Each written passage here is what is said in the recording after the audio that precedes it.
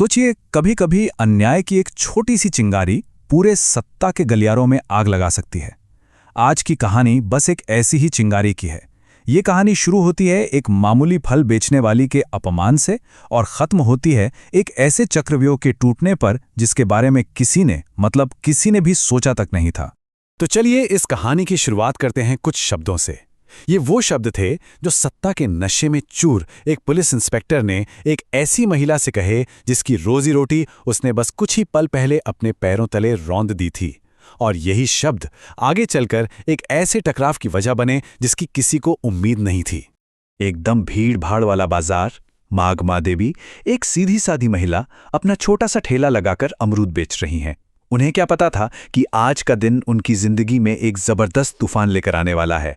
और हाँ, उस तूफान का एक नाम भी था, इंस्पेक्टर अरु चौधरी। लेकिन उस इंस्पेक्टर को और वहां तमाशा देख रही भीड़ को एक बात बिल्कुल नहीं पता थी। उन्हें नहीं पता था कि ये जो साधारण से दिखने वाली महिला है ना, वो असल में बिल्कुल भी साधारण नहीं है। उसकी 2 बेटियां थीं, और वो भी कोई मामूली बेटियां नहीं। एक देश की बर्फीली सरहदों पर तैनात एक आर्मी अफसर, और दूसरी वो थी जो पूरे जिले को चला रही थी, डिस्ट्रिक्ट मजिस्ट्रेट। तो हुआ ये कि इंस्पेक्टर चौधरी ने अपनी वर्दी की धौंस दिखाते हुए पहले तो बिना पैसे दिए अमरूद खाया, ऊपर से उसे बेस्वाद बताकर माघवा बेबी को बेइज्जत भी किया। बात यही नहीं रुकी।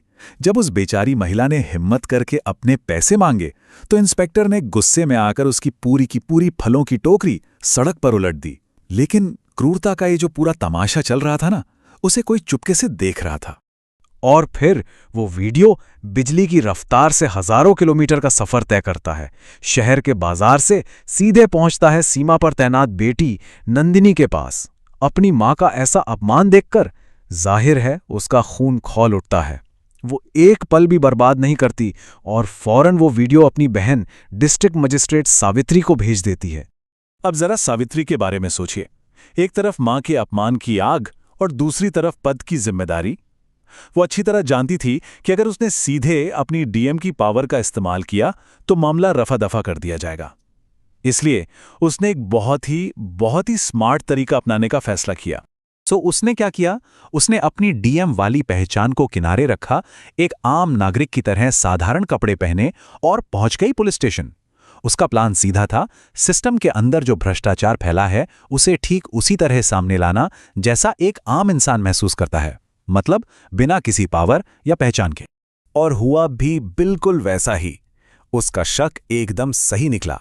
थाने में इंस्पेक्टर चौधरी और एसएचओ संदीप राणा ने उसके साथ ठीक वैसा ही बदतमीजी भरा बर्ताव किया जैसा उन्होंने उसकी मां के साथ किया था।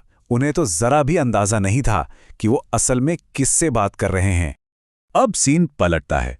ठीक उसी वक्त जब वो लोग सावित्री को धक्के मारकर थाने से बाहर निकालने ही वाले थे कि अचानक थाने का दरवाजा खुलता है। अंदर आते हैं जिले के सीनियर पुलिस ऑफिसर, और बस एक ही पल में पूरा खेल बदल जाता है। सावित्री की असली पहचान सबके सामने आ जाती है। उन भ्रष्ट अफसरों के तो मानो पैरों तले जमीन ही खिसक गई। उस वक्त तो लगा कि न्याय बहुत तेजी से हुआ। सावित्री ने अपनी पावर का इस्तेमाल किया और दोनों, मतलब इंस्पेक्टर चौधरी और एसएचओ राणा को मौके पर ही सस्पेंड कर दिया। लेकिन कहानी यहां खत्म नहीं हुई। असल में ये तो सिर्फ शुरुआत थी। असली लड़ाई तो अब शुरू होने वाली थी, क्योंकि उस थाने में उस वक्त एक और पावरफुल आदमी मौजूद था। नाम था गंगा प्रसाद यादव, एक बड़ा स्थानीय नेता। अपनी आंखों के सामने अपनी सत्ता को इस तरह चुनौती मिलते देख वो बौखला गया। उसने मनी मन ठान लिया कि इस नई डीएम को, जिसने उसकी सत्ता को ललकारने की जुर्रत की है, उसे सबक सिखाकर रहेगा। और उसने बदला लिया, और बहुत ही घटिया तरीके से लिया। अगले ही दिन पुलिस अचानक माघमा देवी के ठेले पर छापा मारती है, और कमाल देखिए, उनके ठेले से ड्रग्स मिल जाते हैं। उन्हें ड्रग्स रखने के झूठे आरोप में सबके सामने बाजार के बीच से गिरफ्तार कर लिया जाता है। यह साफ साफ सत्ता का घिनौना खेल था। अब सोचिए सावित्री की हालत। गंगा प्रसाद के इस एक दाव ने उसे एक ऐसी मुश्किल में डाल दिया था जहां से निकलना नामुमकिन सा लग रहा था। एक तरफ थी उसकी बेगुनाह मां जो जेल में थी, और दूसरी तरफ थी उसकी कुर्सी, उसका फर्ज और उस पूरे जिले का विश्वास जो उस पर टिका था। वो करती तो क्या करती? सावित्री ने चुना ईमानदारी का रास्ता। उसने सबके सामने पब्लिकली खुद को इस केस की जांच से अलग कर लिया ताकि कोई उस पर उंगली न उठा सके। लेकिन पर्दे के पीछे उसने अपना खुद का एक सीक्रेट मिशन शुरू कर दिया। मिशन था सच्चाई को हर हाल में बाहर लाना। और इस मिशन में उसका पहला साथी कौन बना? रोहित। जी हाँ, वही लड़का जिसने उस पहली घटना का वीडियो बनाया था। सावित्री ने उसे एक बहुत जरूरी काम सौंपा। उसने रोहित से कहा कि वो बाजार में उसकी आंखें और कान बंद कर रहे और ये पता लगाए कि आखिर उसकी मां को फंसाया तो फंसाया किसने और कैसे। और रोहित की मेहनत कमाल कर गई। उसे पास की एक दुकान से एक सीसीटीवी फुटेज हाथ लगी और उस फुटेज में क्या था? उसमें साफ साफ दिख रहा था कि एक आदमी चुपके से मागमा देवी की टोकरी में वो ड्रग्स का पैकेट रख रहा है। और जानते हैं वो आदमी कौन था? वो सस्पेंड हुए इंस्पेक्टर चौधरी का ही खास आदमी था। बस साजिश की सबसे बड़ी और पहली कड़ी अब हाथ में थी। तो अब हाथ में था एक ठोस सबूत। इसके बाद सावित्री और पुलिस ने मिलकर एक फाइनल जाल बिछाया।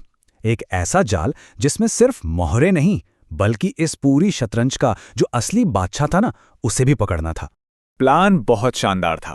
पुलिस ने एक झूठी खबर मार्केट में फैला दी। खबर ये थी कि सीसीटीवी फुटेज में जो आदमी दिख रहा है उसकी पहचान हो गई है। बस ये खबर सुनते ही साजिश करने वालों के बीच हड़कंप मच गया। घबराहट में उन्होंने एक दूसरे को फोन करना शुरू कर दिया। और बस यही वो गलती थी जिसका पुलिस को इंतजार था। एक फोन कॉल ने उनकी पूरी साजिश का भंडाफोड़ कर दिया। तो अब कहानी घूम फिर कर वहीं आ पहुंची जहां से सब कुछ शुरू हुआ था। एक बार फिर आमना सामना होता है, लेकिन इस बार डीएम सावित्री सिंह उस ताकतवर नेता गंगा प्रसाद यादव का सामना करती हैं, लेकिन किसी ताकत या धौंस से नहीं बल्कि उसके खिलाफ ठोस कानूनी सबूतों के साथ। हाथ में वारंट था और सबूत थे रिकॉर्डिंग में। और आखिर में ये पूरी लड़ाई किस चीज पर आके टिकी? सिर्फ एक परिवार पर। एक ऐसा परिवार जो एकजुट खड़ा रहा, जो अन्याय के आगे झुका नहीं। और उसी एक परिवार की हिम्मत ने सत्ता और भ्रष्टाचार के पूरे नेटवर्क को घुटनों पर ला दिया। ये कहानी खत्म होने के बाद एक बहुत बड़ा सवाल हमारे सामने छोड़ जाती है कि जब सिस्टम जो हमारी रक्षा के लिए बना है वही जब कमजोरों को कुचलने लगे तो फिर शक्ति, कानून और एक आम इंसान की हिम्मत के बीच सही बैलेंस क्या होता है? और सबसे बड़ा सवाल कि असली न्याय पाने के लिए आखिरकार दांव पर क्या लगाना पड़ता है।